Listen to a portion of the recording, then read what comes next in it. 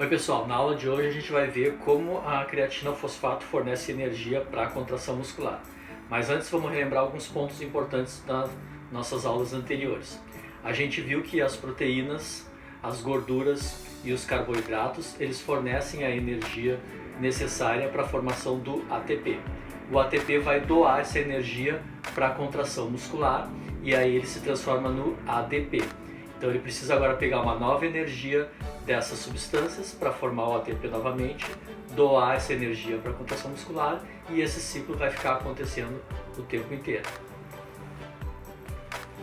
A gente vai ver agora esse processo então um pouco mais detalhado e por enquanto a gente vai deixar as gorduras e os carboidratos e vamos pegar uma proteína que é a creatina fosfato e ela vai ser a nossa fonte de energia principal agora. O que vai acontecer? É o mesmo ciclo. A creatina fosfato vai doar a sua energia para a formação do ATP, o ATP doa essa energia para a contração muscular. O ADP vai pegar uma nova energia de uma nova creatina fosfato, vai formar o ATP novamente e doa para a contração muscular. E enquanto a pessoa ficar fazendo o exercício, esse ciclo vai ficar acontecendo. Antes da gente ver detalhadamente como acontece isso, em que tipo de exercício isso acontece, é importante a gente saber de onde vem a creatina. Existem duas fontes principais. Ela vem da alimentação, principalmente de carnes vermelhas, do frango e dos peixes, e também a produção endógena, produzida no nosso fígado, nos rins e no pâncreas. Tanto a creatina que foi produzida no nosso corpo como a creatina que foi obtida pela alimentação, ela vai ser transportada na corrente sanguínea por uma proteína transportadora chamada transportador de creatina. O transportador de creatina vai levar essa creatina até os músculos e outros órgãos para ser armazenada. É importante salientar que 95% de toda a creatina que é obtida é armazenada nos músculos esqueléticos e 5% é dividida entre os outros órgãos. Vamos dar uma olhada então como a creatina é produzida no nosso organismo. Em primeiro lugar, a gente vai precisar de um aminoácido chamado glicina. Esse aminoácido ele vai ter que ser combinado com outro aminoácido chamado arginina. Esses aminoácidos vêm de fontes alimentares como queijos, leites, ovos, nozes e outras fontes alimentares. Para combinar esses dois aminoácidos, a gente vai precisar da ação da enzima AGAT, arginina, glicina, amidino, transferase. Ela vai combinar os dois aminoácidos formando o guanidino acetato. O guanidino acetato ele vai agora receber um grupamento metil de uma metionina, que é o terceiro aminoácido necessário então para a produção de creatina. E agora a enzima GAMT vai transformar o guanidino acetato em creatina. 33% da creatina transportada para a musculatura vai ser armazenada na sua forma natural como creatina, mas 67% vai ser armazenado na forma de creatina fosfato. É essa forma creatina fosfato que contém a energia necessária para a formação do ATP utilizado na contração muscular. Além disso, tanto a creatina quanto a creatina fosfato, elas podem ser espontaneamente degradadas, formando a creatinina, que vai ser eliminada na urina pelos rins. Fazendo um resumo agora então, se eu tiver três aminoácidos, glicina, arginina e metionina, eu consigo a formação da creatina. Além disso, eu posso obter essa creatina diretamente pela alimentação. Desse total de creatina que eu obtive, 95% vai ser armazenado na nossa musculatura. Desses 95%, 67% vai formar a creatina fosfato e é essa forma que vai ser utilizada então para a formação de energia. Como a gente viu então, a gente tem armazenado na nossa musculatura tanto creatina quanto creatina fosfato. O que muda é o fato de ter um grupamento fosfato ou não. E isso vai depender se essas substâncias conseguirem energia ou doarem energia. Por exemplo, a creatina, quando ela pega a energia de um ATP, ela se liga com o fosfato e então ela se tornou a creatina fosfato. Quando a creatina fosfato perde esse fosfato, então libera energia para a contração muscular e aí ela se transforma então na creatina. E isso vai ficar acontecendo o tempo todo, dependendo da quantidade de energia que a musculatura estiver precisando. Quem faz essa transformação da creatina fosfato em creatina ou creatina em creatina fosfato é uma enzima chamada creatina quinase, a CK. O importante da gente entender aqui é que quando uma creatina fosfato perde o seu fosfato, ela vai liberar energia e essa energia vai ser usada para formar o ATP. E o ATP vai doar essa energia para contração muscular.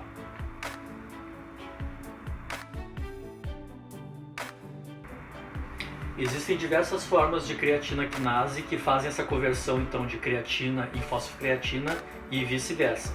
A gente tem, por exemplo, a creatina quinase mitocondrial, que é aquela que faz a conversão dependendo da produção de ATP lá na mitocôndria, ou seja, dependendo dos processos aeróbios. A gente tem a creatina quinase glicolítica, que é aquela que depende da glicólise anaeróbia, então depende da ação de enzimas glicolíticas. E tem a creatina quinase citosólica, que é aquela que faz então a conversão espontânea de creatina em fosfocreatina e vice-versa. O mais importante é que a creatina fosfato ela depende da ação da creatina quinase para perder o fosfato, liberar a energia e formar o ATP para a contração muscular. É importante também que a gente tenha a noção de rendimento energético. Por exemplo, se eu tiver 10 creatina quinase trabalhando por segundo, eu vou ter quebra de 10 creatina fosfato por segundo e a formação de 10 ATPs por segundo. Se eu tiver 15 creatinas quinase trabalhando por segundo, eu vou ter então a quebra de 15 creatina fosfato por segundo e vou ter a formação de 15 ATPs por segundo. Ou seja, eu vou ter mais energia por segundo, posso fazer uma contração mais rápida e uma força maior. Se eu colocar 20 creatinas quinase a trabalhar por segundo, eu vou começar a quebrar 20 creatina fosfato por segundo e vou ter a energia de 20 ATPs por segundo, ou seja, mais força e mais velocidade de contração. Então, o que eu estou querendo dizer é que quanto mais enzimas trabalharem por segundo, maior pode ser a produção de energia e então a produção de força e de velocidade.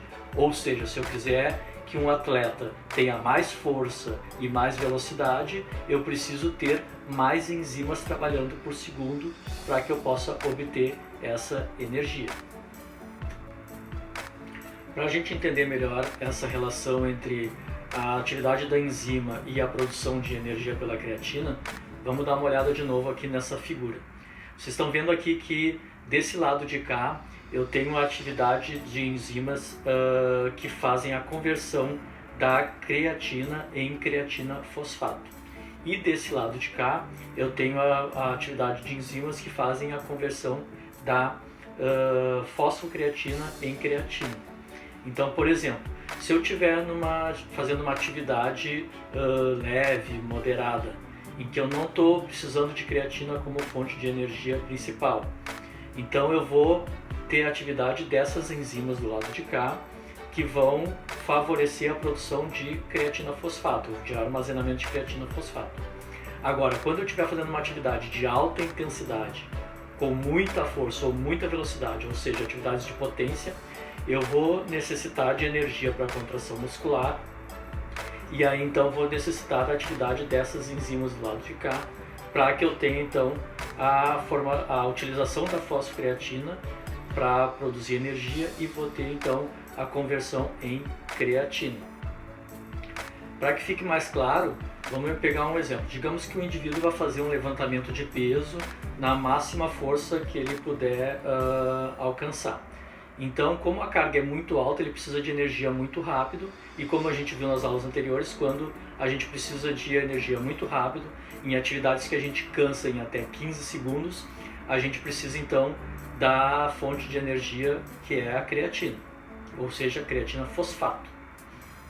Nesse caso então, quando ele for fazer o levantamento de peso, ele vai precisar de energia da fosfocreatina que vai ser convertida em creatina. Então quem vai estar trabalhando nesse momento é a creatina quinase citosólica, principalmente a creatina quinase do tipo A, que é aquela que converte a creatina fosfato em creatina e forma o ATP para a produção de energia na contração muscular. Vamos supor que esse indivíduo fez o levantamento de peso em 3 ou 4 repetições e cansou. E aí agora, nesse momento, quando ele parou de fazer o levantamento, ele teve várias creatinas fosfatos que foram quebradas, então ele tem menos creatina fosfato e agora tem mais creatina armazenada ali na sua musculatura. O que vai acontecer agora? As enzimas creatina quinase, mitocondrial e glicolítica vão trabalhar para que aquela creatina que foi acumulada seja novamente transformada em creatina fosfato e fique preparada para, se ele for fazer o levantamento de novo na próxima série. Então, resumindo, durante a série, quando a pessoa está fazendo um levantamento de peso ou está correndo numa velocidade muito alta, a creatina quinase citosólica trabalha para quebrar a fosfocreatina e liberar o ATP.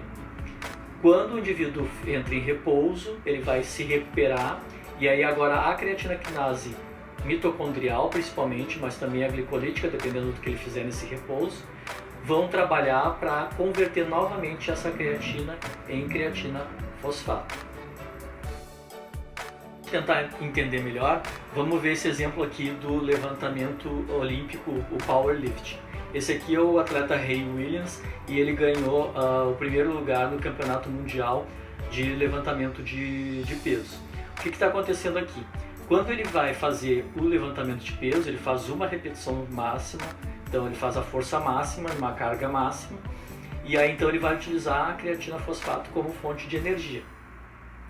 Vamos supor que quando ele está fazendo esse levantamento, digamos que antes de fazer o levantamento ele tinha 20 creatinas fosfato na musculatura disponível para serem utilizadas. Isso é um número que eu estou inventando só de forma didática para que a gente possa entender. Quando ele fez o levantamento e terminou essa repetição, digamos que ele terminou então com 5 creatinas fosfato na sua musculatura. Ou seja, ele tinha 20 creatinas fosfato e terminou com 5, então 15 creatinas fosfato se transformaram em creatina, perderam o seu fosfato. Digamos que ele agora, para a próxima repetição, o próximo exercício que ele vai fazer ali na competição, ele queira recuperar essa creatina fosfato para poder fazer o próximo exercício então com as 20 creatinas que ele tinha disponível. Então ele teve 15 creatinas que foram formadas, ele vai precisar então que essas 15 creatinas sejam transformadas em creatina fosfato de novo.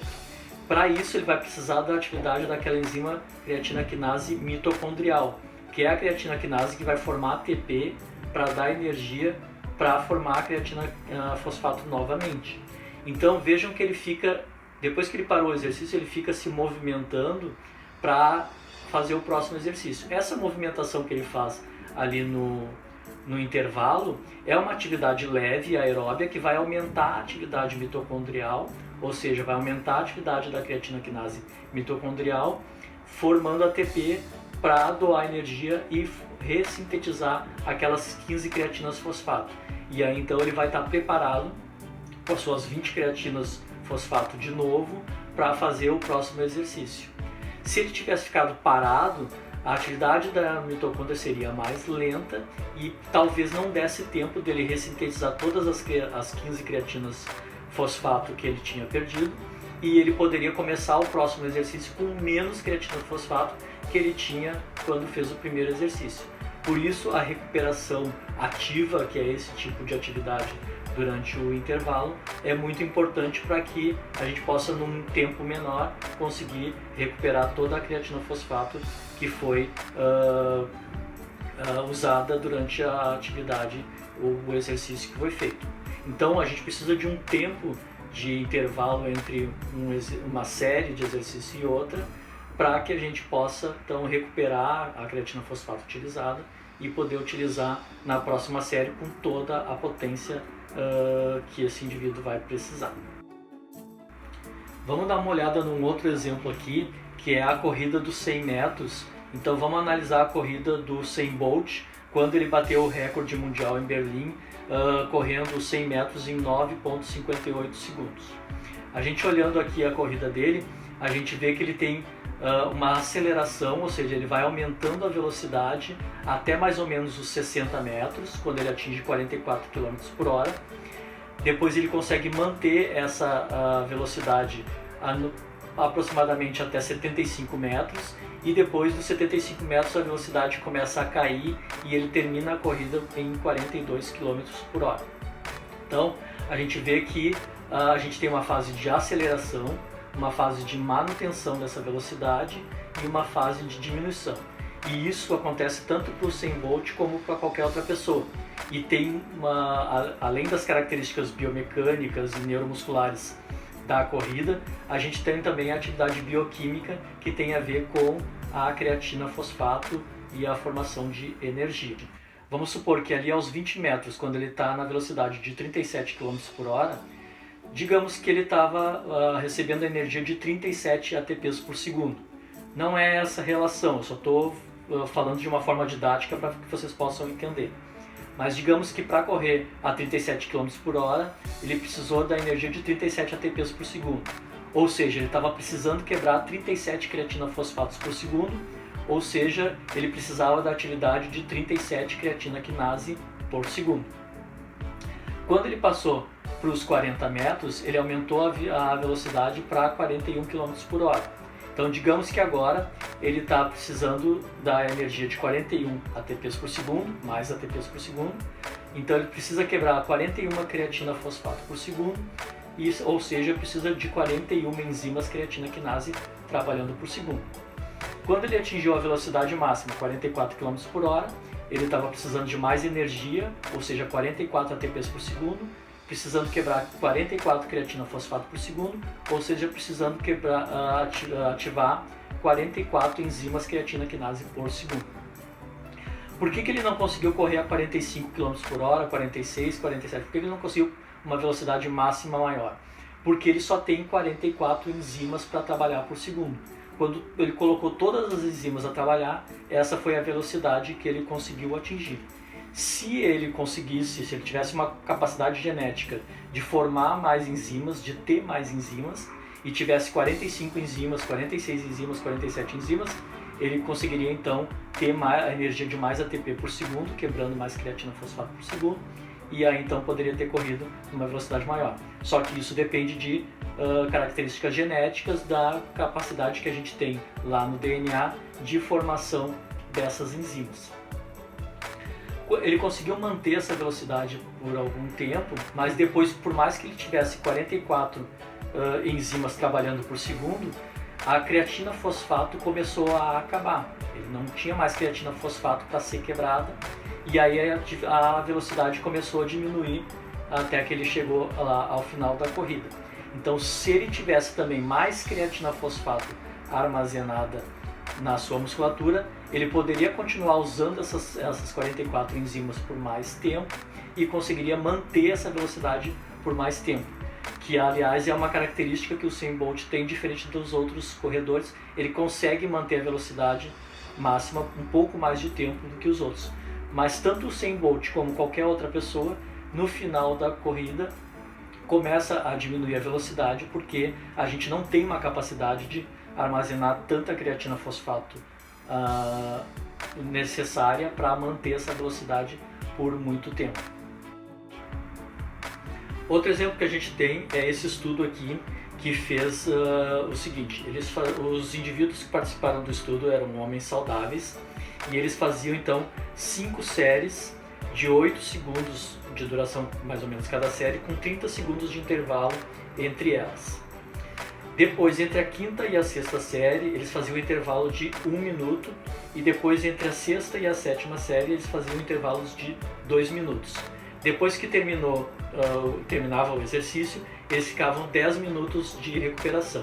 Ao longo de todo esse tempo, a pesquisa ficou avaliando a quantidade de creatina fosfato na musculatura, né, e a recuperação dessa creatina fosfato.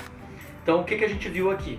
Até a quinta série, quando eles tinham só 30 segundos de intervalo de recuperação, a creatina fosfato foi sempre diminuindo, e então em cada série eles tinham menos creatina fosfato do que na série anterior, e esse estudo também mediu a força né? Esse exercício aqui era a flexão plantar, e a força ia caindo conforme ia diminuindo a quantidade de creatina fosfato disponível. Entre a quinta e a sexta série, quando eles tiveram 1 minuto de intervalo, vejam que eles conseguiram recuperar uma quantidade de creatina fosfato, porque o intervalo foi maior. E aí então, da sexta série para a quinta, eles conseguiam ter um pouco mais de força. E a mesma coisa aconteceu entre a sexta e a sétima série, quando eles tiveram 2 minutos de intervalo. Vejam que eles recuperaram melhor ainda a creatina e, portanto, tinham mais energia disponível para fazer a última série. Vejam que depois que eles terminaram o exercício, nos 10 minutos de recuperação, a creatina fosfato começa a ser recuperada até que volte aos seus níveis lá iniciais, por causa daquela atividade da mitocôndria que eu falei para vocês, que aumenta a atividade da creatinoquinase mitocondrial e aí fornece ATP para que a creatina fosfato então se recupere. Veja então que a creatina fosfato é uma substância muito importante para as atividades de muita força e muita potência. Então, quando a gente precisa fazer esse tipo de atividades, ou quando a nossa fase de treinamento entra nesse período, então aí a creatina tem uma importância muito grande quanto à sua eficácia para fornecer energia para que a gente possa desempenhar o treinamento da melhor forma. Eu vou ter algumas aulas extras depois para vocês, para quem se interessar em falar sobre a suplementação ou como funciona melhor, com mais detalhes bioquímicos desses sistemas. E aí então, se vocês quiserem saber um pouco mais, procurem as outras aulas que vão estar disponíveis. E qualquer dúvida, vocês já sabem, podem me procurar, e um grande abraço.